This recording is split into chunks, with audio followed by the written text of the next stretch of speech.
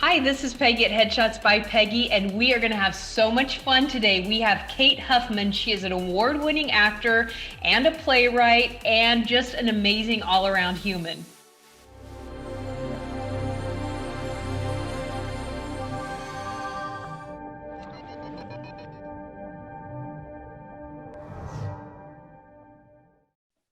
Hello. Kate, thanks so much for coming on. This is going to be so much fun. Yeah, thank you very much for having me on. I'm happy to be here. So we have so many things that we can talk about today.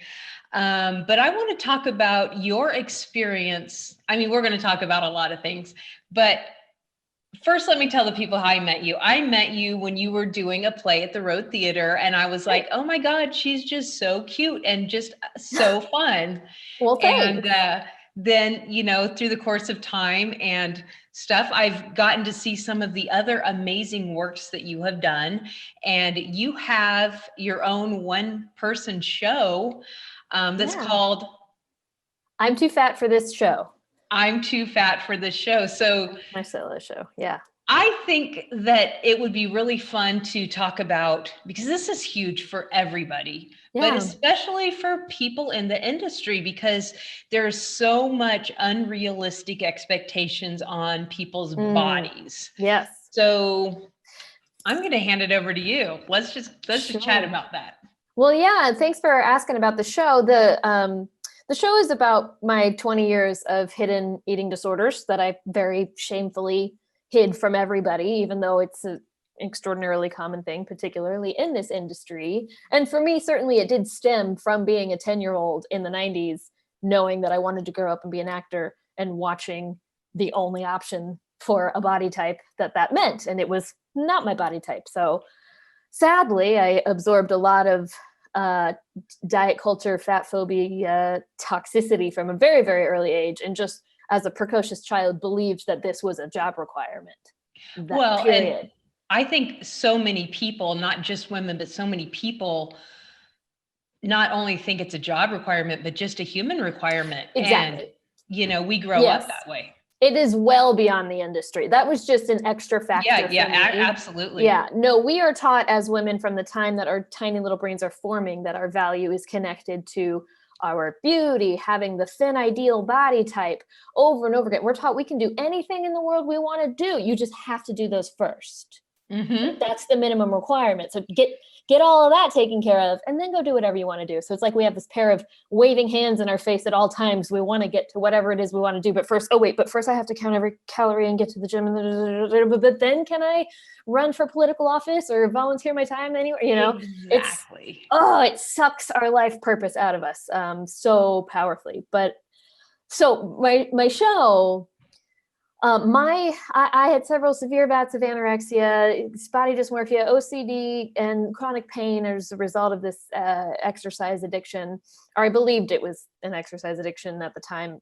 I found out much later it was Lyme disease, so a whole other chronic illness, but I can get to that at another point in this conversation if we get to it. But I was an actor. I am a professional actor, writer in LA past 15 years, but 4 years ago, I had looked at every area of my life that had suffered significantly because of this stuff, because of carrying this eating disorder around and this pain, this chronic pain, and it ruined relationships, friendships, and it ruined my career. It was not, in the end, it takes over and it takes more energy out of you than you're able to put into your career. And so the irony there is just crazy. And I was looking at this situation and thought the only way to try to make any meaning out of my life is to see if telling my story can be of service at all.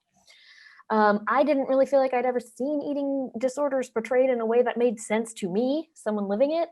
I felt the really, really heavy melodrama of most media that portrays eating disorders really pushes an audience away instead of helping them understand all the misconceptions around the subject. So I'd done a lot of sketch and improv comedy. So I brought that into the piece. I really wanted to create humor around the subject so that people could actually connect, see, and find some empathy where they before might never have. So that was the whole impetus for this show. It was a terrifying thing to do, but I put it out there 4 years ago and it changed my life forever, as I knew it would.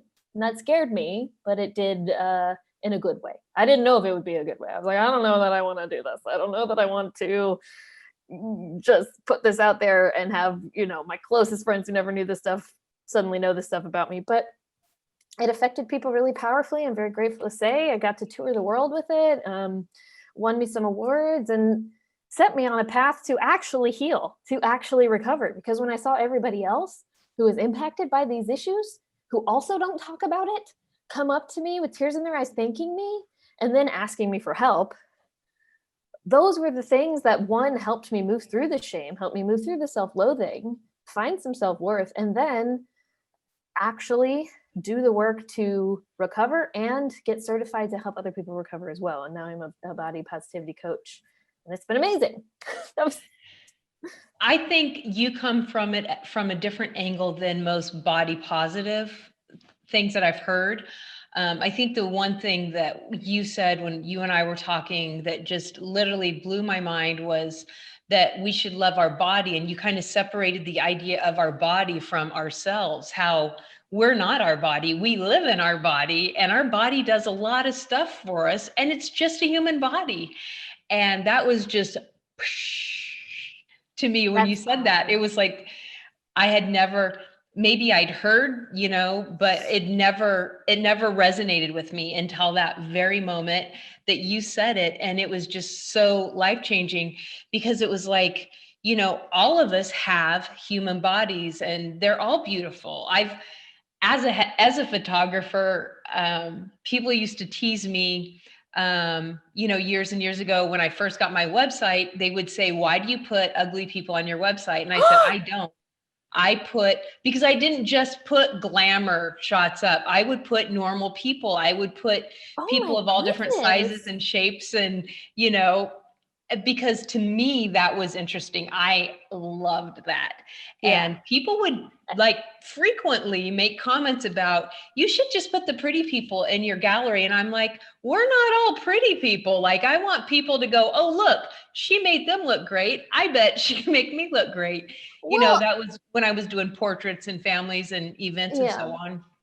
Now I do headshots, which is a whole other aspect of that. But still, I feel like society has this idea that only one body type is beautiful and or interesting. And it's so true. It's so true. So boring. First off, I'm very glad you did that. But I will also say that Hollywood loves that too. Hollywood loves interesting faces. We think they only want perfect bodies, but that's like, okay, maybe the stars, sometimes they still try to get to that, but what they're mostly doing is digital enhancements anyway, to make everybody look exactly the same. And how boring is that? Absolutely. But I will just say, you know, especially now, Hollywood is featuring body diversity like crazy. There are all different shapes and sizes on TV. There are women in normal sized bodies being the protagonists of their own movies and their own shows. And it's not about their body. Like in the past, in the 90s, if a woman was the slightest bit, if she wasn't the thin ideal, then it was like, she was the fat, funny lady. And they would talk about how fat she is all the time, which is just like, okay, well, that's cool. So if I'm going to be in a normal sized body, then that'll be the only thing I'm allowed. That'll be the only thing my characters and any of the stories I want to go tell are going to be allowed to talk about. Okay, I guess I better get into that thin body, right? But that's changing is the point. And that's a beautiful thing. And it makes me cry. I'm so happy about it. It still has it is changing. And the other thing that actors need to understand is people that have a unique look are actually more in demand. They may not be the big movie star, the whatever, but they're going to work constantly. Yes. And they also might. That's true. They absolutely, you know, absolutely. Just no rhyme or reason to any of it. We don't, all the reasons we have in our heads for why we don't think our success of whatever level of success you want can happen. They're all stories. None of them are truths. They feel like truths. But you got to question them because they're just thoughts, and our thoughts are not truths. Frank Collison, you know, he's super tall, skinny, always been super tall, skinny, and a real unique look. And he said, he's like, I always work, you know, he always books because, you know, he's worked for decades because he has a unique look. And that's something that I think people need to, just embrace who they are. And the other part of that is when you walk into an audition and all you are is consumed about, do I look fat? Oh my God, am I too fat? Then your head isn't in the audition anyway. So Correct. your confidence isn't there, and your attitude and your mind and everything isn't in the right place. So that's something that you need to deal with first, is just worry about, hey, I'm in a human body and I'm really talented and I'm awesome, and let's go. And that is part of why body dysmorphia is considered a kind of OCD, because it's invasive thoughts, and just saying stop thinking about it is not that's not a solution. You can't tell someone with OCD, just stop washing your hands. It just stop. You can even know it's illogical and it won't necessarily go away. So that's why when I work with people, I give tangible tools that we can use in those moments to shift our focus and move on, because just stop doesn't ever solve any problems. So the impact that we have when we are on set or anywhere and we are vocalizing how fat we feel, this is the thing. I that was me for many years. It was all I thought about all of the time. And that it takes us away from everything, whether you're an actor or not. It takes us away from being present with our loved ones. It takes us away from being in character fully. Like, it's such a distraction and we don't want it in there, but our brain has been wired to do it constantly because it's what we've been taught. And then especially if you already have DNA for OCD or anxiety issues, it's going to suck it up and amplify it even more. So, but what I was getting to is that something that really helps me, and I have to forgive and love my previous self, is understanding that when you body shame your own body, you body shame all bodies, period. Even if you're only doing it in your head, you are actively participating in body shaming. It's your own body that you're shaming, but you have to understand that means that you think somebody else in the same exact shaped body as you, you're speaking the way you're speaking to yourself, speaking to that person. You are so fat. Yeah, I can't believe your size has changed? How dare you? Any of that dialogue, that means you believe that somebody else in the same body as you should be spending all of their time and energy thinking about how bad their body is and how much they need to work to fix it, right? Mm-hmm. That shift for me is really helpful. But then when we do actually voice it, like, I was crazy enough that I was a tiny little skinny actress who would be in front of a bunch of people who of all different sizes and talk about how fat I was, almost out of this like weird need to like confess it. It was this guilt and shame of like, I need to I want everyone to know that I see it. Okay, I see it and it's bad and it's awful. And no, what I was actually doing is making everybody around me feel bad about their own bodies. But I didn't realize it at the time. As a normal-sized human in high school in the 80s, and having size 0 friends that were constantly telling me how fat they were, I know exactly how that feels. I'm like, you're fat? Really? I know, and I apologize deeply on behalf of all of them. I promise you it had nothing to do, but in my head, and I say this in the show, it's like in my head, I'm like, no, but you're a perfect, worthwhile human being and thus gorgeous. There's no other option. You're absolutely, what would my own body hatred have to do with you? You're just a walking, perfect goddess. How could that ever possibly be something to do with you? But it does, like that absolutely does. Of course, you've been raised in the same society we have, so you're going to have your own issues most likely anyway. And it's such a strange little closed off oblivion to not realize when you are body dysmorphic how much of an assault it is on the people around you when you vocalize that dysmorphia. Exactly. So yeah, I'm super sorry. No, yeah, right. So tell me, like, at what moment did you say, what was the moment, or what were the moments leading up to when you were like, I'm really talented, I'm smart, I'm a really amazing person, and this just happens to be my body? I mean, that's how I see you now. And I know from your story that you weren't always that way. So how did you get to that point? And I clearly took a lot of work, but what was the aha moment, I guess?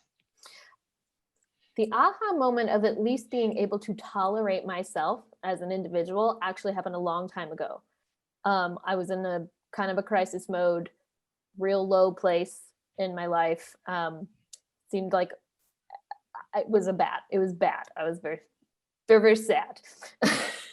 So sad I couldn't get up off the ground and go out the door. My hair, I mean, I was so stressed that my hair was coming out in big handfuls. It was just a very traumatic scenario for a lot of reasons. And I had to start figuring out, I had gone through a breakup as well. So I had to figure out how to be okay with myself and like just be alone without thinking I was going to die. I just thought I was going to die. It was crazy. It was just, your body does crazy things, like produces chemicals that I remember being so sad and also thinking, I didn't know the human body could produce sensations like this. How interesting. I'm ready for them to be done. But so I had to figure out how to sit down next to myself. I kind of like pulled myself out of me and sat myself down next to me and had to ask, why would anybody want to be around this? Like, what's okay with, why would anybody want to spend time with this thing? And if I took that really seriously, me with my non-judgmental heart, my super empathetic, forgiving personality when it comes to everybody else, could actually look at a human and see someone who was, she's trying. She's really nice to people and she's really good to her friends. She's a great friend and she's actually pretty funny and smart. And yeah, she's got flaws like all humans. She's got some real screwed up issues going on, but that doesn't make her thoroughly worthless. You know, she's actually like, yeah, okay, I can hang out with her. All right. So that was the beginning of it. And it sounds totally crazy, but I was in such a place where I couldn't even say one nice thing about myself, period, without it feeling fundamentally wrong to the core of my being, that I really had to slow it down and do that level of work. And then eventually I had to imagine holding myself at night, like a version of myself holding me and saying, I love you, Kate. I'm going to be here with you for the rest of your life. It sounds really cheesy, but it's really nice. And sometimes I'd be holding my imaginary self. So that's a really trippy thing to do, but really powerful. And the other thing to do is to do it when you're in a meditative state. You and I have talked before. Merrick and I meditate as well. And I think that's probably the most important part of my life for several years now, because it's really helped me with every area of my life. Just taking, starting, our thing is we don't look at our cell phones until after we've gotten up, gone to the bathroom, brushed our teeth, and meditated. Like that's our little, routine, because we want to start the day off like that we're in charge of our day and that we're in charge of our thoughts and that we have say over. And then after we meditate, we say affirmations. And that's, our words have power. I mean, So much power. when we were kids, we heard, sticks and stones may break our bones, but but that's not true. Words are actually the most powerful, most painful, most thing that you can use. And when you say terrible things about yourself, then yourself starts believing it. So you have to start with you. You have to start with, hey, I'm a beautiful person. I'm a, and whatever it is that you're struggling with, start really look at it and start saying it and say, wow, I'm so good at these things and I'm so happy and, wonderful. And, start putting. Yeah. And at least shift to something neutral at the very least, because you do absorb it. And it's like the words of other people, they don't, if you have the right tools, then you don't have to let those hurt you. They still will, but if you have the right tools, you can, especially, anybody out there in the world of the internet will have trolls, and they can, but you gotta let them roll off. But what you say to yourself, though, that your body and your brain absorb as truths, even when it's like real casual. I used to casually call myself an idiot every other sentence. Like, oh, what an idiot. Sorry, let me fix the Zoom thing. I muted myself. What an idiot, right? I said it constantly when I would never, ever call another person an idiot. Really, I wouldn't, unless I were really, really mad and they did something really, really idiotic. And then I'd feel really bad after I did it. But on the whole, I wouldn't just casually Right. run around calling someone an idiot. So Right. absorbing that is just gonna make me do more idiotic things in the future instead of just acknowledging, oh, I'm a person. Oh, Yeah. no, I did a human mistake. That doesn't make me, I don't know why I keep going back to the Zoom. I'm a human and But I made a mistake because that's what humans do. yes. So when it comes to affirmations, a Uh-huh. lot of times where people will go wrong is trying to jump to something super positive when they can't truthfully resonate with that. So in my body image coaching stuff, to go from I hate my thighs to I have the sexiest thighs in the world, it doesn't work. Your brain doesn't believe it, and then you think affirmations are dumb and you're never going to go back to them. Instead of, all we're trying to do is shift away from that plaguing thought. So just from I hate my thighs to a neutral statement like these are my thighs. And then you can just go on about your day, if that makes some sense. Or I hate my thighs to these are human thighs. I really like the human one, as you know. I have human thighs, because your brain can't argue with that. It's a truth. It's the truth. But then at least you're not carrying that Mhm. heavy thing and letting that resonate through your body and possibly cause you to spiral down and lose your whole day thinking about your thighs, which is like, ugh, that is not what we were put here to think about.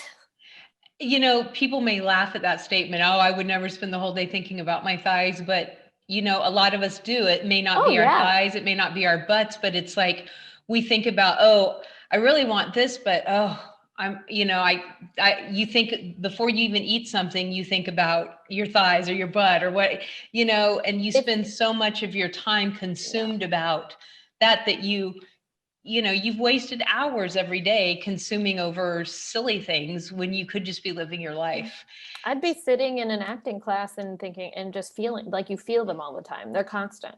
I'd just be feeling like, oh, these pants are a little tighter than they used to be, and not absorbing the lesson at all, not any of it. And I would hate myself for it. I would spiral down in that. I remember one time sitting in a sketch writing class, I think it was, because I don't know why, it was just like a really powerful moment for me, because I was thinking about these pants and how they were tighter than they used to be. And I'm sitting here as a little size, whatever. I was small. I don't want to get into the number specifics, but because that's irrelevant really. But I thought to myself, I was thinking about it like the whole class, realized I kept trying to tune into the lesson and my mind would go back there. And I just thought to myself, what if I were just a normal person? Like I thought it so, like it was such a tragedy that I was just tragically just so stuck thinking about this all the time and that I'd never get through it. And that's how I felt. And it was really heavy. What if I were just a normal person? I just thought about how different my life would be if I weren't plagued with these thoughts. And the thing about doing this coaching work now is it's like, I was a normal person. That was normal. That's really common. So if nothing else, it just, that I could have just forgiven myself in the moment. Like just forgiving ourselves in the moment so that we're not hating ourselves for hating ourselves, you Right. know? So it's like, okay, I can't stop thinking about my thighs. That's also okay. I'm also human and other people are doing it. So tell me how your acting career has changed since you quit obsessing about your beautiful human body. Well, in some ways, oh, thank you. In some ways, I have a bit more control in that, certainly creating your own work is always great. I got to go on a journey around the world. I got to perform in Ireland, my favorite country ever, and that's kind of like, wow. Oh yeah, I took the show there twice, and it's like, man, I remember standing on the cliffs of Moher and thinking, I can't ever say that my eating disorder never got me anything because it got me to Ireland. I'm like crying. Which is not to say, you can go to Ireland anyway. You don't have to have done that. But that was my thought at the time. And beyond that, honestly, it hasn't changed at all in regard to the roles that I'm booking or anything like that. It's not like I was ever booking the roles because I was tiny,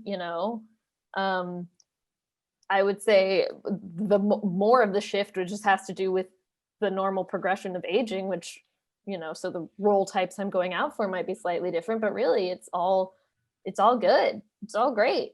I've been trying to adapt the show as a pilot. So I was pitching that for a while, and that was getting exciting, but then the world is shut down. So, I'll pick that up again someday, but that could be exciting down the line. So you've been doing a lot of coaching and a lot of things. Do you think that COVID, the world shutting down, kind of gave you the opportunity to step into this coaching thing a little bit more intensive than you were before? Kind of gave you some time. Yeah. See, I had led workshops. My small groups are kind of my favorite way to work, because that community element is so powerful when you hear everybody else who's struggling with the same thoughts, and it just kind of impacts us more when we hear someone that we think is so wonderful tearing themselves apart. It's like, oh, it kind of can make us reflect on our own thoughts and realize, man, if that's that tragic on her, maybe it's also equally tragic on me, and maybe I don't need to do this to myself either. So the community thing is really cool. And what was great about, not great, I want it all to go away, but the silver lining of the COVID scenario is that was what had me take it online. So I've been doing free workshops and online courses and groups, and the Zoom world of this type of work is actually really powerful and impactful and great, because there's an element of wanting to physically compare ourselves to the other people around us, but you really can't do that. And I've had several people who have taken my online course tell me that was actually that we appreciated that element of it. But I've been able to get people in other cities and other countries to do this work with me. So yeah, I was able to dedicate a lot more time to it. I'm going to launch an online course that someone can work through on their own soon. So I got to build that up while we were all in limbo. Thankfully, things are back up. I was on set last week shooting a little something. Yay! What a trip! COVID. Life on set and COVID is a strange, different world, but we figured it out. Yeah. We figured out how to do it so that we don't get shut down again. I think it feels pretty safe to me. Anyway. Yeah, that's good. So I'm sorry. I definitely want to ask you a couple more questions about your coaching, and then we can talk about other things. Do you mainly coach people in the industry, or are you open to coaching anybody? Oh, or no, how does it? Sorry, no, I definitely coach anybody. I have had people in all industries, which is great. I'd say early on, there's a lot of people in the industry because that was my reach, those are the communities I was a part of. And I just reached out to communities I was in to offer these services. But it is spread, and I would say it's largely women, but not exclusively women and non-binary people, but not exclusively at all, because, this diet culture toxicity affects us all. Well, as a photographer, the first 3 minutes you're in my studio, I know exactly what your hangups are, because you make it very, not you, but you, no, I know, in general, people make it very obvious immediately, whether they tell me or not. I can tell if they think that one eye is, I can tell if they favor a side. I can tell if they're concerned about their neck. I can tell if they're concerned about their arms, if they're concerned about their hips, immediately by their body language, I have, quickly. And so, my job as a photographer is to, put them at ease immediately. So I immediately start talking about, are you concerned about this? And this is what I'm going to do to change this. But I think that I was going somewhere with that, and I just lost my track. That's great. Oh, no. I was laughing early on just because I was like, oh, I'm sure I've been a nightmare for many photographers over the years. It's so funny. I used to hate headshots so much. I hated everything about them. I know where I was going with this. You were saying women and non-binary, but yes, men are sometimes even more insecure than women. Men show it differently than women do. So because women, or those who identify as women, typically, have specific things, where a man will just shy away from things or not do things. And you don't realize that it's because they're actually conscious about maybe, a stubble rash, or it's so weird. The things that men, it's weird to me. It's not weird because we No, all have our things that other people think are weird, but men are definitely concerned about, are my shoulders big enough? Is my chest big enough? Are my abs tight enough? Like just like anybody else, men have these same hangups. So it has affected our entire society. And, you know, I really like watching TV and seeing just every body size, being an attorney or being a mom or being a teacher or being whatever. It's not, doesn't have to be the comedy relief anymore. And I appreciate seeing varieties. And I think the industry is starting to understand, but it's slowly coming along, but it is moving there. Yes, it's as important of a diversity as every other kind of diversity that we want to achieve on screen, and it's making massive leaps. But the very interesting thing is that our brain is really trained only to see the bodies that trigger us. So we have to be open and aware of the positive messaging too. We have to see it and appreciate it, because it's really easy to not even notice and then see, you know, the lead female walk in and have an absolutely unhealthy, impossible body. Well, sorry, I shouldn't say unhealthy, because you cannot tell a person's health from their body type, but you see that one body type that you think is what you're supposed to have, and then that'll be all you see. And you'll take that away to kind of confirm the evidence that you need to confirm your thought of, I have to be super skinny if I want to be a successful actor. If that makes sense, you know, it's confirmation bias. So I'm only putting this out there for anybody who believes they have to have a certain body shape to be successful in this industry. Just be aware of if that's all you see, because the other things are out there too. A wide variety of body shapes are out there, because human bodies are as varied as trees, and we celebrate it in trees, but we shame it in humans. So it doesn't make any sense to me, but just see if that's something that you're doing, and only noticing, you know, the ones that for you perhaps would mean sacrificing a whole lot to try to get. If you only see those, notice the other bodies and appreciate them as well. And this is something, because it was accidentally brought up. So I do want to say this because it's my vlog. And this is a very huge thing to me personally. And that is relating health and body shape. I know you don't think that health and body shape are related, but I want to reiterate that for everyone, because society's excuse is, well, I just want them to be healthy. And it just like makes me crazy, because this is literally what I see. I see them picking up a McDonald's burger and eating it, saying, I just want them to be healthy. And it's like, you know, because I feel you. Yeah, we as a society, fat shaming is a very, very accepted form of bullying. Very accepted. It's done casually on late night talk shows every freaking night. I can't stand it. Everybody fat shames the president as if that's like okay because they don't like him for other reasons, you know? Right. It's still not. Whenever you fat shame one person, you fat shame all people, period. Right. So it's like, oh, well, we can because, you know, health. So that's why. So there's so many things wrong with that. One, you cannot tell a person's health from their body shape. You can't. Absolutely not. You cannot. And this notion that larger bodies are automatically unhealthier is so wrong. There are many people in fat bodies. Fat should be a neutral term. It should just be a descriptor: tall, short, fat, thin. Our society makes it bad. So when I say it in this conversation right now, I am not fat shaming. I am saying it as what it is, a descriptor. So that's what. Absolutely. And overweight is actually incorrect. Worse. Who's overweight? What is this over what weight that we're over? You are a weight. Yes, you are a weight, and you're not over anything. That's the weight you are. Yeah. And facts will, if you really dive into this overweight and, you know, the health weight, that was done by insurance companies, insurance lobbyists. This is a money ply. This is nothing to do with actual health. One of my dearest friends has a very thin and tiny body.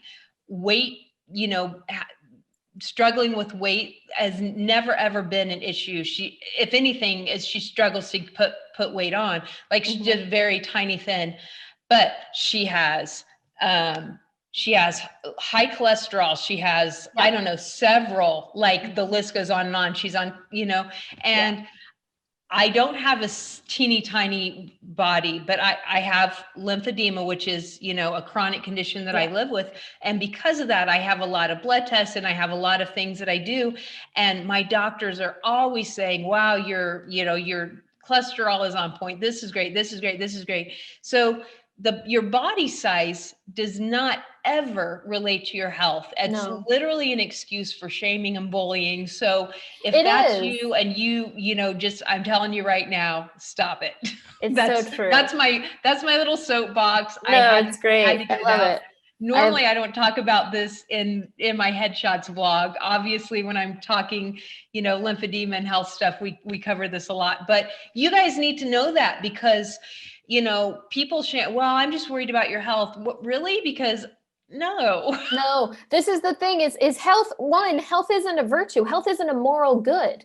No. We don't shame people who have cancer. We don't even shame smokers to the same extent that people think fat shaming's okay because we know why they have that body type. No, you freaking don't. You don't know anything. And I was a very thin person, and I gotta tell you, my health was worse than anybody else. I did a fat activist panel one time, and the other women, I was looked at probably as like the healthiest person on that stage. No way. I was the least healthy person on that stage, period. But I wasn't about to be bullied for that. Oh, you're so unhealthy. And I was unhealthy because of my choices. So that's the thing. It's like their choices. I was choosing to have my hormones way out of whack. I was so unhealthy. I'm so much healthier now, and I'm a bigger size. So it's like, you don't know anything. No, you don't know. And there are health conditions that cause people to gain weight, but that doesn't mean because they're heavy, they're sick.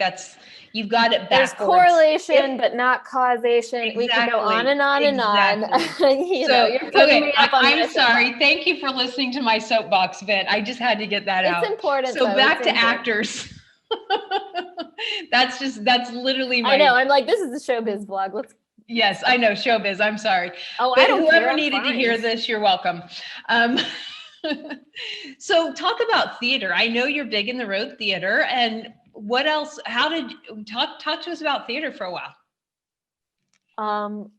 Yeah, I love theater. It's one of my favorite things to do. I was a member of the Elephant Theater Company for a long time before the road.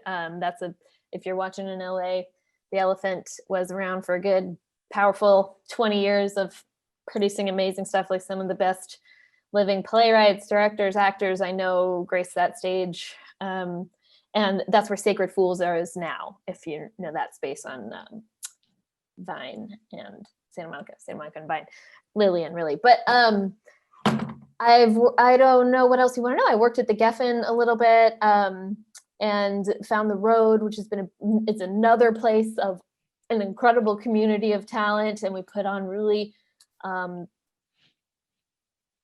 don't know what the right word is.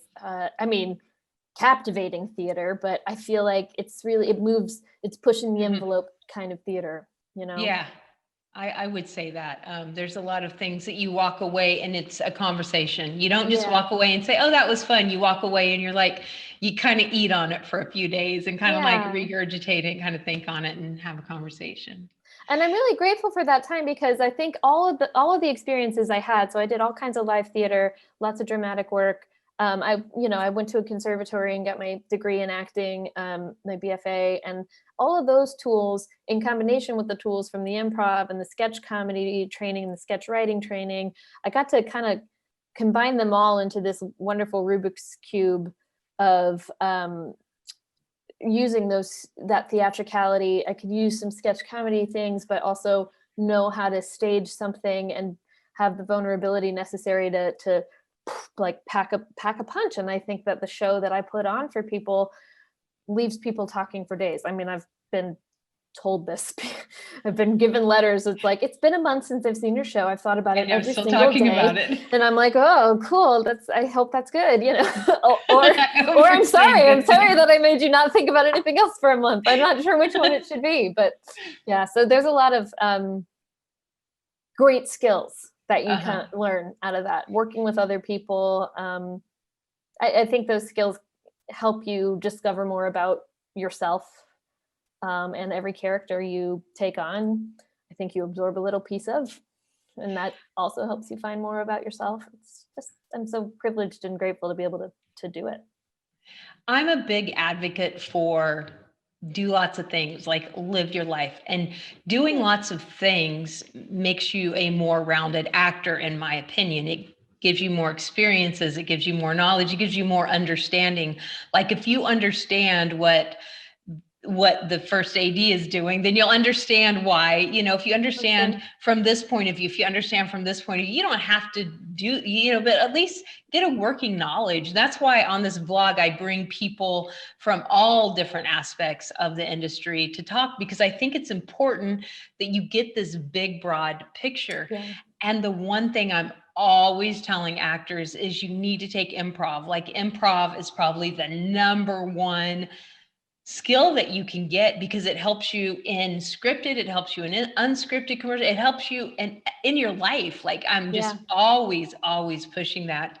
And someone called me out on it a couple of months ago, and they're like, where did you train for improv? And I was like, oh, I've never taken an improv class ever.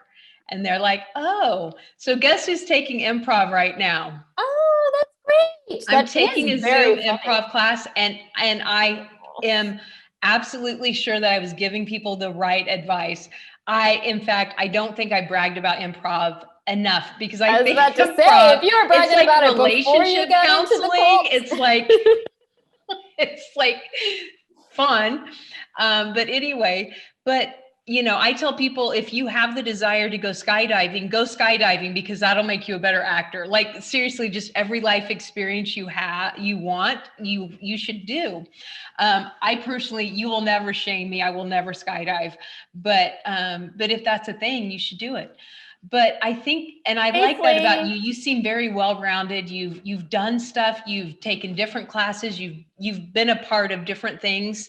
So I know you wrote this screenplay, but have you written other things? Like, is writing kind of a thing that you really enjoy doing, and where is that going to lead? Yeah, so I was writing sketch and short screenplays long before, and I'd written a couple plays before tackling the solo show. That was so monumental. And I've done a lot of unrelated screenplays and things like that, but the adaptation of this piece, I've written it 9 times. Wow. So I know 9 different versions with like different notes from different production companies that were at one point were going to have a hand in it. So I've kind of stepped away from it because I don't even know. I mean, that can happen. I've got this like draft drift going on, and certainly taken a bunch of different classes myself in that regard, and written, to write a different pilot or whatever for that class, but to hopefully take those skills and try to put those then into my pilot. So it's been kind of crazy, but I'm also writing a book. I really love prose, even though I've written a lot of short stories that have been published in different collections, but I don't know why I have such a love of prose when I'm so deeply into the acting world. But so yeah, those are the things I'm working on.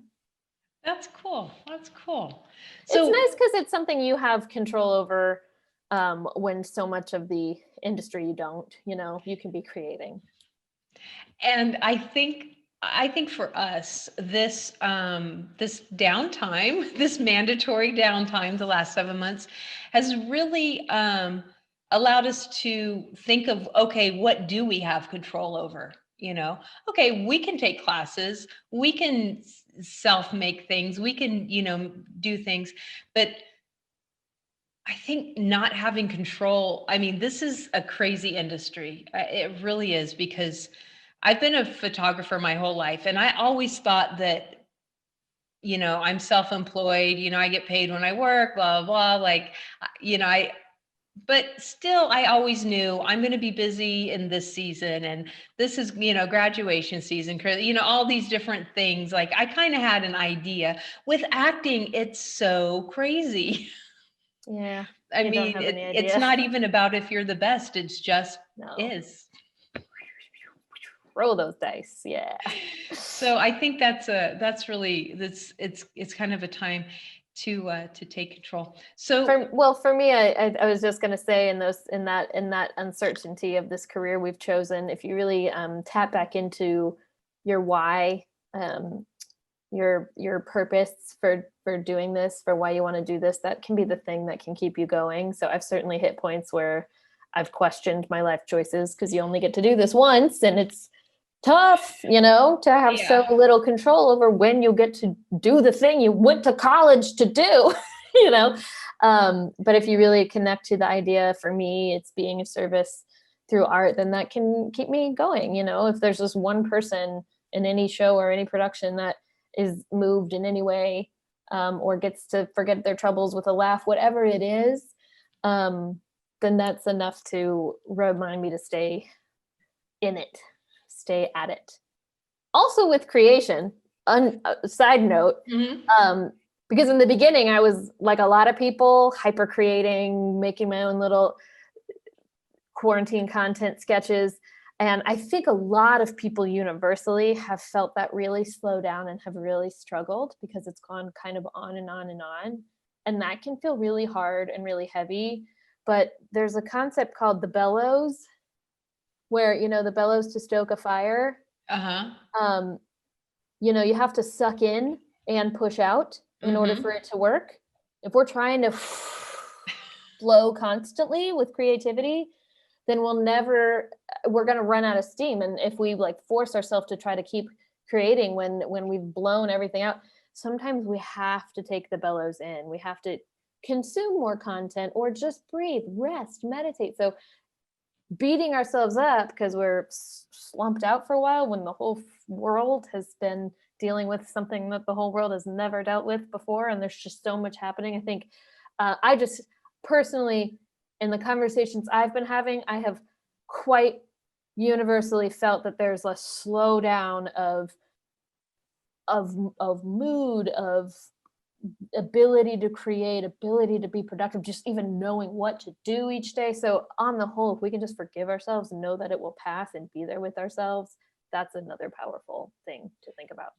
That might have been one of the most important things that was said on this vlog. Wow. Is self-care, because that's especially during this time, that literally might have been the most important thing that was said today. Oh, cool. Because I was like, maybe I shouldn't say this. So I'm glad. No, I think it's so true, because I think, and this is actually something you and I have talked about before. I have a tendency to set my self-worth equal to my productivity. I was raised in a working family where everybody worked. And if you didn't get up at work by 8, and if you stopped working before 10, something was wrong with you.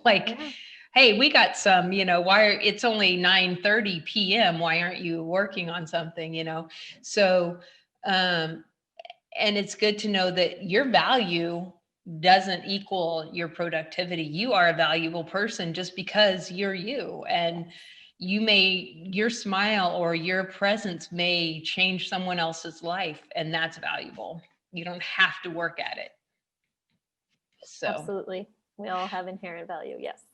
Well, what would you like people that are watching this vlog to know? What is the last thing that you want to just make sure, hey, know this?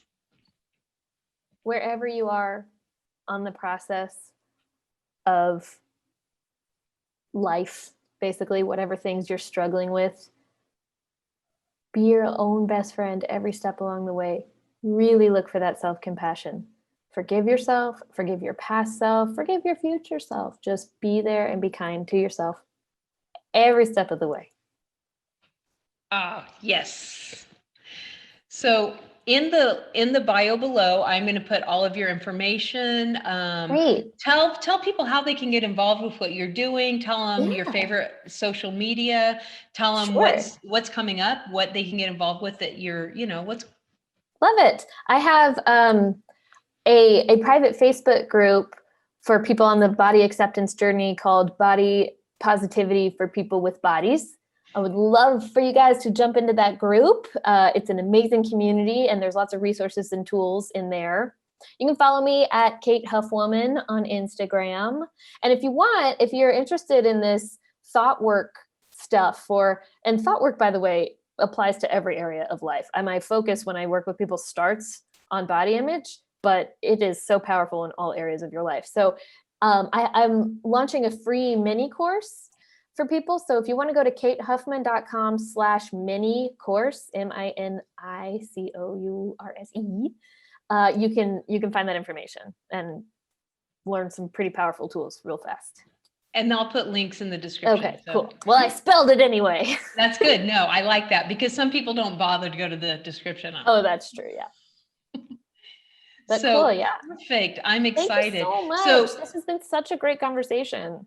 It's great. And I want to encourage people. I actually took a course with you because, I have chronic illness and chronic pain, blah, blah, blah. But also I was just kind of losing it with the pandemic. Like, to be honest with you, I just needed to not a do-over, I needed somebody to pull me up and stand me up and say, we're going to get through this. Yeah. Does that make sense? It does. I'm going to be launching another 8-week course soon. Yeah. But, so you can always anyone can reach out to me if they're interested in that. And I can tell you. So I can personally recommend you and what you do. And you help me. I'm a woman, so I have my own body issues, but I don't feel like I was caught up in body issues. I was more when we talked about it. I was like, wow, I do think that, or I do, but that wasn't the reason that I came to you. I came to you because I was like, hey, I've got some other self-talk, things that I need to deal with. And so I just want to tell you, if there's any area of your life where you're just frustrated and you just feel like, hey, I can do better. I know I'm better. I just need that step or whatever. I highly recommend hanging out with Kate. Thank you. Yeah, that's true. But anyway, so yes. Well, thanks so much for taking the time to hang out with us. It was amazing, and I know everybody loved it.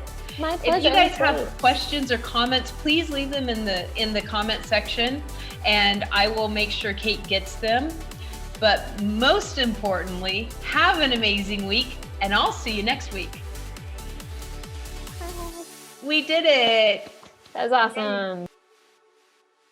Oh, nice. I didn't even see that. That was for the recording. What up? Thank you so much. Thank you. That was a great conversation. I had great. No idea what topics we were going to get into. My gosh. I was like loving our conversation, and then for some reason in my head I'm like, this has to be industry related. Yeah, no, you were right. People are industry related, like it's humans that are in the industry, so I don't know why I got myself hung up on that, but I think it was great.